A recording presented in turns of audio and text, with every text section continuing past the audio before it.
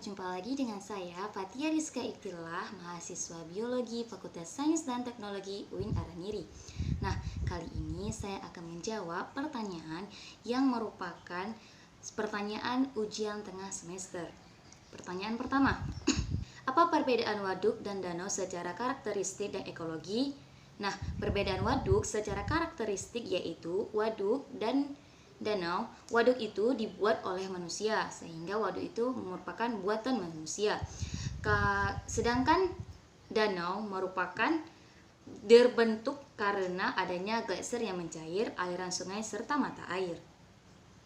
Secara ekologi, tentunya danau memiliki ekologi yang lebih luas daripada waduk. Karena kenapa? Karena secara karakteristik tadi Karena secara karakteristik waduk merupakan buatan manusia, sehingga ekosistem maupun ekologi yang terdapat di waduk itu cenderung lebih sedikit dibandingkan dengan danau.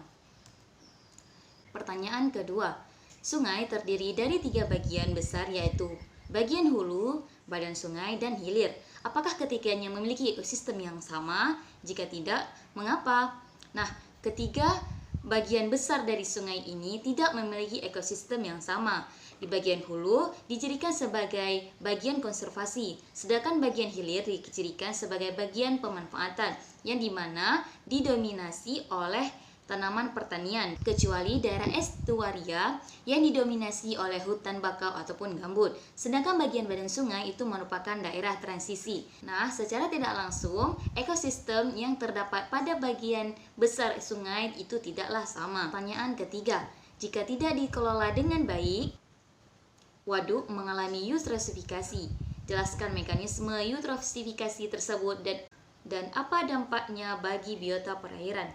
Nah, eutrosifikasi ini merupakan suatu proses peningkatan konsentrasi nutrien penyebab eutrofikasi nitrogen dan fosfor di perairan yang ditandai dengan meningkatnya biomasa alga. Nah, dampak yang ditimbulkan oleh eutrosifikasi ini yaitu pertama, berkurangnya nilai-nilai keindahan tempat pariwisata. Kedua, berbahaya bagi kesehatan masyarakat dan bahkan bisa berakibat fatal ataupun kematian. Ketiga, kematian massal ikan dan berkurangnya keanekaragaman biodata dasar. Keempat, hilangnya mata pencaharian masyarakat nelayan, baik nelayan tangkap maupun nelayan budidaya. Karena pada saat maraknya alga, masyarakat takut makan produk dari laut. Pertanyaan keempat, zona litoral danau lebih rentan tercemar dibandingkan zona lainnya, sedangkan zona ini memiliki keanekaragaman yang lebih tinggi. Benarkah pendapat demikian? Nah, pendapat ini benar karena zona litoral merupakan bagian yang dangkal dari sebuah danau, di mana yang ditumbuhi oleh tumbuhan air yang sebagiannya daunnya muncul di atas permukaan. Nah, zona litoral ini merupakan zona yang paling banyak dihuni oleh hewan akuatik.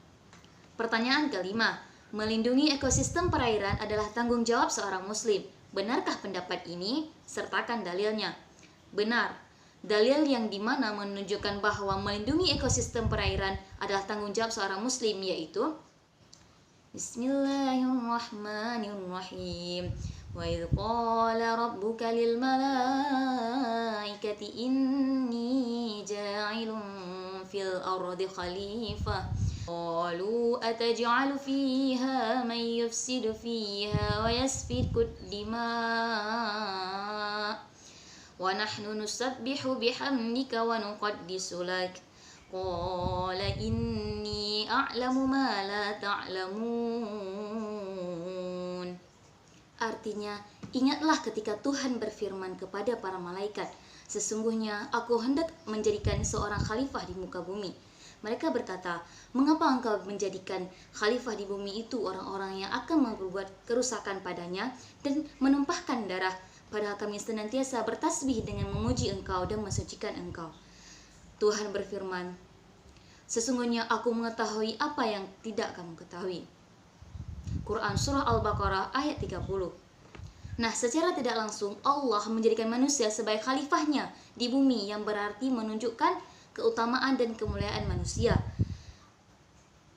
Manusia mendapatkan kemuliaan dari Allah menjadi khalifah di muka bumi ini untuk menjalankan tugas dan fungsinya yang akan diberikan kepada mereka. Salah satunya itu menjaga perairan.